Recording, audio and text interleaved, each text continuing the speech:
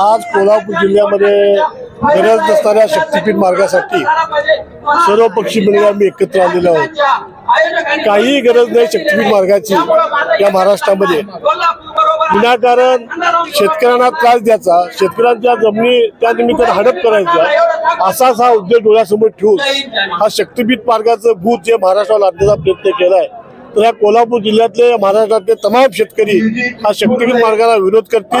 विरोध दर्शवण्यासाठी कोल्हापूर जिल्ह्यातले सर्व पक्षांमध्ये आम्ही एकत्र आलो। कोणत्या प्रती शक्तीपीठ मार्ग आम्ही होऊ देणार नाही, 1 इंच सुद्धा जमीन त्या शक्तीपीठ मार्गासाठी आम्ही देणार नाही, असा ठाम निर्णय आम्ही सर्वांनी घेतलेला आहे। आगामी काळातली भूमिका बघूया, शक्तीपीठ मार्गाचा निर्णय झाला तर बघूया भूमिका। आज तो विषय इथे मी बोलणार नाही। निश्चितपणानं शक्तीपीठ शेतकऱ्यांच्या बाजूनं सातत्याने काम करतो आणि उद्याच्या काळामध्ये सुद्धा शेतकऱ्यांच्यासाठी तमाम कोल्हापूरचे शेतकरी काम करत राहील।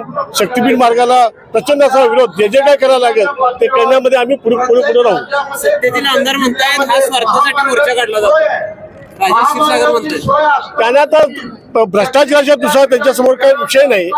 तमाम त्यांनी पैसे मिळवण्याचा धंदा ज्या निमित्ताने या ठिकाणी काढला, त्यामुळे त्यांना ते वाटणार आणि त्यांचा आणि शेतकऱ्यांचा काही संबंधच नाही ना।